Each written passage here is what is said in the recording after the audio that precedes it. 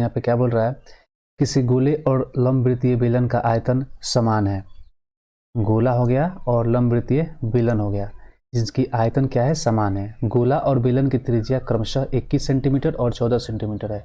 बेलन की ऊंचाई आपको ज्ञात करनी है। ठीक है, तो सबसे पहले इस क्वेश्चन को सॉल्व करने के पहले आपको गोले और बेलन का आयतन पता होना चाहिए। तो गोले का आयतन क्या होता है, पाई 4/3 पाई आर क्यू, ये हो गया आपका गोले का आयतन। और लंबवृत्तीय बेलन का आयतन क्या होता है, तो बेलन का आयतन होता है पाई r² h। यहाँ पे मैं r डिफरेंस बना हूँ क्योंकि ये गोले का स्मॉल r देख लिया और बेलन का यहाँ पे कैपिटल R से डिनोट कर लिया। ठीक है, तो इसी इक्वेशन पे आप क्वेश्चन को सजा दीजिए और हल करने के बाद h को हमारा मान प्राप्त हो जाएगा। देखिए, तो यहाँ पे 4/3 ऐसे ही रहेगा, पाई का वैल्यू भी ऐसे ही रहने दीजिए। r, तो r ये क्या है, गोला है, तो गोले का कितना दिया है त्रिज्या 21 सेंटीमीटर, तो 21 का क्यूब करिएगा, तो 21 गुना 21 गुना 21 हो गया बराबर, क्योंकि आयतन समान है तो बराबर कर देते हैं आयतन। फिर इसका पाई और इसका आयतन यानी बेलन का आयतन कितना दिया है, 14 सेंटीमीटर, तो 14 का स्क्वायर, 14 गुना h आपको निकालना है तो h को h मान लेते हैं। फिर अब देखिए कटने वाला क्या है, तो पाई से पाई कैंसिल हो गया, इधर क्या कटेगा, फिर 21 21 और 7 दूनी 14 कटेगा, फिर ये 3 से ये 3 कट जाएगा, फिर ये 2 से ये 2 बार में कटेगा, फिर 7 से ये 2 बार में, 7 दूनी 14, 7 या 21, फिर 2 से क्या कटने वाला, ये 2 से फिर ये 2 कट जाएगा, बचा क्या, अब इधर तो कुछ नहीं बचा सिर्फ h। तो अब h बराबर क्या हो जाएगा, ये 21 और गुना 3 यानी कि 63 सेंटीमीटर आपका h हो जाएगा बेलन का, जो ऑप्शन ए नंबर में दिया है 63 सेंटीमीटर। क्लियर। तो किसी भी इन सब क्वेश्चनों को हल करने के लिए आपको फार्मूला का नॉलेज होना चाहिए। तो यहाँ पे मैं गोले का आयतन का फार्मूला लिख देता हूँ। गोले का आयतन क्या होता है, तो यहाँ पे गोले का आपका आयतन होता है 4/3 पाई r³ वहीं अगर गोले का वक्र पृष्ठ का क्षेत्रफल पूछे SA, तो इसका हो जाएगा 2 पाई r²। अगर यहाँ पे बेलन का आयतन पूछे, बेलन का आयतन, तो बेलन का आयतन क्या होता है, यहाँ पे मैंने लिखा हूँ पाई r² h। साथ ही बेलन का वक्र पृष्ठ का क्षेत्रफल पूछे, वक्र पृष्ठ का क्षेत्रफल, तो बेलन का वक्र पृष्ठ का क्षेत्रफल 2 पाई r/h होता है। ठीक है, तो ये सब इंपॉर्टेंट फार्मूला आपको याद रखने हैं। नेक्स्ट क्वेश्चन की तरफ बढ़ते हैं। अगला क्वेश्चन क्या है, ये अगला क्वेश्चन देखिए, O और P केंद्र वाले तथा क्रमशः 8 सेंटीमीटर और 4 सेंटीमीटर त्रिज्या वाले दो वृत्त एक दूसरे को बाहरी ओर से स्पर्श करते हैं, तो उनकी उभयनिष्ठ स्पर्शज्या की लंबाई कितनी है। यहाँ पे कोई दो वृत्त हैं। ठीक है, तो मैं यहाँ पे दो वृत्त ले लेता हूँ। मान लेते हैं कि हमारा ये वृत्त हो गया और दूसरा एक और वृत्त,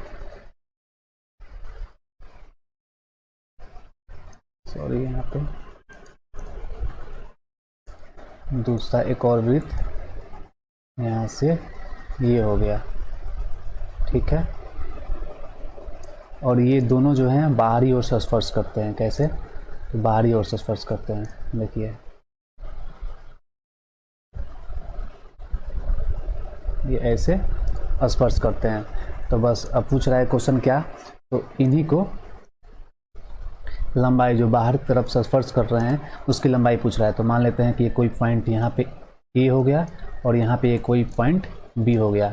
ये वृत्त का आपका केंद्र O है और ये वृत्त का केंद्र आपका P है, और इसकी त्रिज्या जो है एक की 8 सेंटीमीटर है और एक की त्रिज्या जो यहाँ पे है ये 4 सेंटीमीटर है। ठीक है, यहाँ पे ये इसको मैं मिला देता हूँ। अब ये इसी की लंबाई AB की लंबाई आपको ज्ञात करना है। तो इसका एक फार्मूला होता है, क्या होता है, एक फार्मूला होता है कि अगर बाहरी ओर से स्पर्श कर रहा हो, ध्यान रखने वाली बात क्या है कि अगर बाहरी ओर से, देखिए बाहरी ओर से स्पर्श रेखा किन्हीं दो वृत्तों का स्पर्श करे तो उसका दूरी जो डिस्टेंस हम निकालते हैं, कैसे निकालते हैं, तो उसका डिस्टेंस का फार्मूला है 2 दोनों की त्रिज्याओं का वर्गमूल और उसमें 2 से गुना कर दीजिए। तो यहाँ पे इसको हम हल करते हैं तो 2 और ये रूट में होगा 8 और ये गुना 4। अब इन्हीं को हल कर दीजिएगा, आपका आंसर आ जाएगा। तो ये कितना हो जाएगा, इसमें आप इसको तोड़िएगा अगर 8 को, तो ये 4 गुना 2 और ये 4 पहले से है ही, तो 4 आपका एक बाहर निकल जाएगा, यानी कि 8√2 सेंटीमीटर, जो कि हमारा ऑप्शन नंबर ए में दिया है, बिल्कुल करेक्ट होगा। ठीक है, यहाँ पे ब्रीथ के बारे में मैं कुछ बताऊँ तो ब्रीथ के बारे में कुछ इंपॉर्टेंट फार्मूला मैं यहाँ पे लिख देता हूँ। देखिए, ब्रीथ का अगर परिधि पूछे तो परिधि ब्रीथ का क्या होता है, 2πr होता है परिधि। क्षेत्रफल, ब्रीथ का क्षेत्रफल कितना होता है, πr² होता है। तो ब्रीथ से ये दो फार्मूला इंपॉर्टेंट है, आपको याद रखना है। क्लियर। नेक्स्ट क्वेश्चन की तरफ बढ़ते हैं। अगला क्वेश्चन है कि यदि 4y + 55 डिग्री और 3y + 69 डिग्री संपूरक कोण है तो y का मान ज्ञात कीजिए। अब देखिए, ये संपूरक कोण और पूरक कोण क्या होते हैं, इनके बारे में पहले आप लोग को जानकारी होना चाहिए। देखिए, पूरक कोण के बारे में पहले बताता हूँ। पूरक कोण, पूरक कोण किससे कहते हैं, तो पूरक कोण जिन दो कोनों को मिलाने से या जोड़ने पर 90 डिग्री प्राप्त हो उसे आप क्या कहेंगे, पूरक कोण कहेंगे। और उसी प्रकार संपूरक की बात करें अगर, संपूरक कोण किससे कहते हैं, तो संपूरक कोण दो कोनों को जोड़िएगा, जैसे मान लीजिए कोण ए हो गया, कोण बी हो गया, और दोनों को जोड़ने पर 180 डिग्री आए, उसे संपूरक कोण कहेंगे। ठीक है, तो पूरक कोण यानी कि 90 डिग्री आए दोनों को जोड़ने पर, और संपूरक कोण मतलब दोनों कोनों को जोड़ने पर 180 डिग्री आए, उसे संपूरक कोण कहते हैं। ठीक है, तो आइए इसको सॉल्व करते हैं।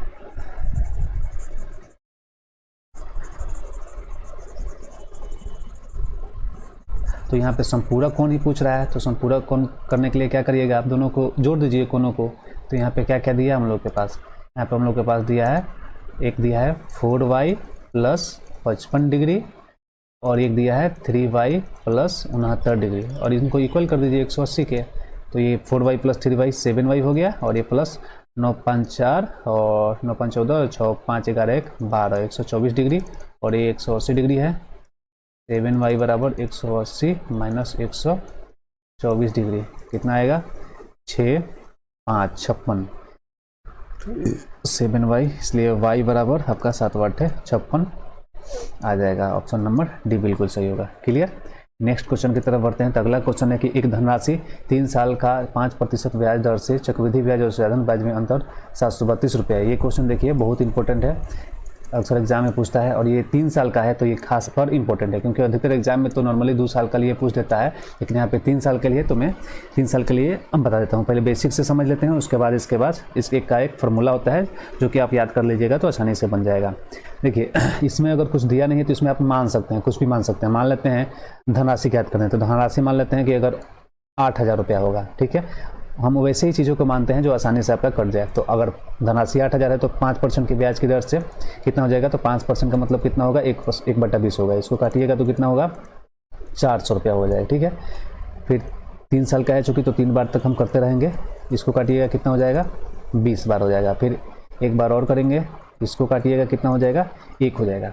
अब चूँकि 3 साल का है तो इसमें एक फार्मूला आपको पता होगा कि 3 3 3 करते हैं। ठीक है, तो इसमें 3 से गुना करिएगा तो कितना हो जाएगा, ये हो जाएगा 1200, ये हो गया 60 और ये हो गया 1। तो चूंकि आप लोगों को पता होगा कि साधारण ब्याज हो चाहे चक्रवृद्धि ब्याज हो, आपका ये जो है तीनों साल समान रहेगा। तो इसको हम ऐड ना करके दोनों का अंतर क्या होगा, तो यही अंतर होगा। अंतर ये 60 + 1 होगा, यही अंतर होगा जो कि चक्रवृद्धि ब्याज में ज़्यादा होगा। तो ये 60 और 1 61 हो जाएगा। ठीक है, 60 और 1 61 हो जाएगा, और यही इसके बराबर हो जाएगा। तो ये 60 और 1 61 जो है यही बराबर हो जाएगा आपका 732 के। तो यहाँ पे 61 बराबर कितना, 732, इसलिए 1 रेशियो बराबर कितना हो जाएगा, 61 से कितने बार में कटेगा, 1, और ये 12 बार में कटेगा। तब 1 रेशियो बराबर 12, और हमने सादा आपका धनराशि पूछा है तो धनराशि हमने कितना माना था, 8000 माना था।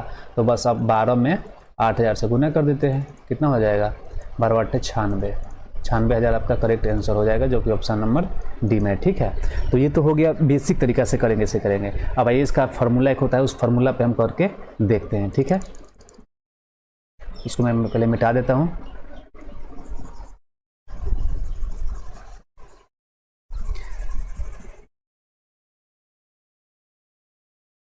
देखिए 2 साल और 3 साल का एक अलग अलग फार्मूला होता है, ठीक है।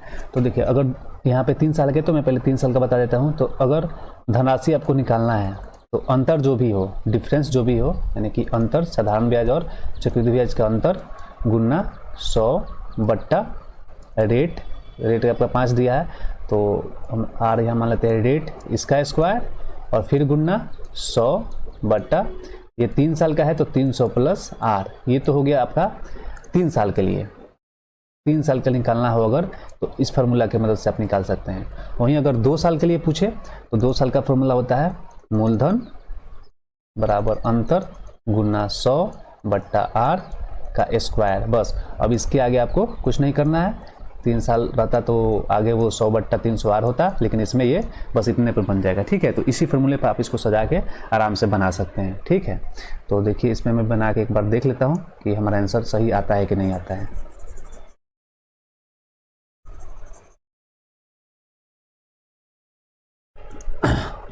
तो कितना है यहाँ पे मूलधन निकालना है, तो मूलधन P बराबर अंतर कितना है 732 गुना आपका 100 का स्क्वायर 100 गुना 100 और 5 का स्क्वायर 25 और गुना 100 और बट्टा 300 प्लस 5% है तो 305 हो गया, ठीक है। अब इसी को हल करते हैं तो 25 से गया 4 बार में, ये 5 से गया 61 बार में और 5 से ये गया तब 20 बार में, फिर ये 61 से गया कितना बार में 12 बार में। अब गुना कर देते हैं तो कितना बचा 12 गुना 100 गुना 4 गुना 20, तो 12 चौक 48 48 दूनी 96 और इस पर 000। तो इस पे भी हमारा आंसर आ गया है आसानी से। आप जिसके मदद चाहें तो जिसकी मदद से कोई भी किसी को भी हल कर सकते हैं, ठीक है। तो आइए नेक्स्ट क्वेश्चन की तरफ बढ़ते हैं। आखिरी प्रश्न हमारा 5वां प्रश्न बोल रहा है कि मयंक एक वस्तु विक्रय कीमत की दोगुनी कर देता है। एक वस्तु की कीमत जो है विक्रय कीमत की दोगुनी कर देता है तो लाभ 4 गुना हो जाता है। तो आपको पता होगा कि लाभ बराबर क्या होता है विक्रय मूल्य माइनस क्रय मूल्य होता है। लाभ बराबर क्या होता है विक्रय मूल्य माइनस क्रय मूल्य। तो चूंकि यहाँ पे लाभ जो हो रहा है 4 गुना हो जा रहा है, कब हो रहा है 4 गुना, जब विक्रय कीमत दोगुनी कर देता है, यानी कि 2 गुनी विक्रय मूल्य और माइनस क्रय मूल्य। बस अब इसी इक्वेशन को हल कर लेते हैं, फिर देखते हैं। तो ये 4 विक्रय मूल्य माइनस 4 क्रय मूल्य बराबर 2 विक्रय मूल्य माइनस क्रय मूल्य। अब विक्रय मूल्य और क्रय मूल्य को सेपरेट कर लेते हैं। तो यह 4 विक्रय मूल्य है, यहाँ पे 2 विक्रय मूल्य, तो इधर आएगा तो कितना हो जाएगा 2 विक्रय मूल्य हो जाएगा और ये माइनस में तो जाकर प्लस हो जाएगा 4, तो ये 4 में से 1 जाएगा तो ये 3 क्रय मूल्य हो जाएगा। तो क्रय मूल्य और बट्टा विक्रय मूल्य का रेशियो कितना हो जाएगा तो 2:1। क्लियर।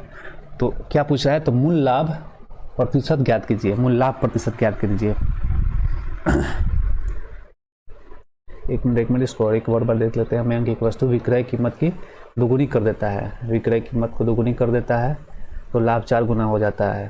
तो मूल लाभ प्रतिशत तैयार कीजिए। लाभ विक्रय मूल्य माइनस क्रय मूल्य 4 गुना, 4 माइनस 4 क्रय मूल्य 2 विक्रय मूल्य क्रय मूल्य 4 और ये 2 हो जाएगा और ये 4 एक और इधर एक 3 क्रय मूल्य, तो विक्रय मूल्य क्रय मूल्य। यहाँ पे कुछ गलती हो गया है, देख लेते हैं इसको एक बार से यहीं से। तो देखिए विक्रय मूल्य और बट्टा क्रय मूल्य आपका हो जाएगा 3:2, ठीक है। तब यहाँ पे आपको कितना लाभ हो रहा है 1 लाभ हो रहा है, कितना के रिस्पेक्ट में 2 के रिस्पेक्ट में, तो ये 50% आपका सही हो जाएगा, ठीक है। ऑप्शन नंबर ए बिल्कुल सही होगा। तो एग्जाम इसी तरह के क्वेश्चन पूछ जाते हैं। आई होप आप लोगों को वीडियो पसंद आया होगा। Thank you for watching the video. Next video में मिलते हैं।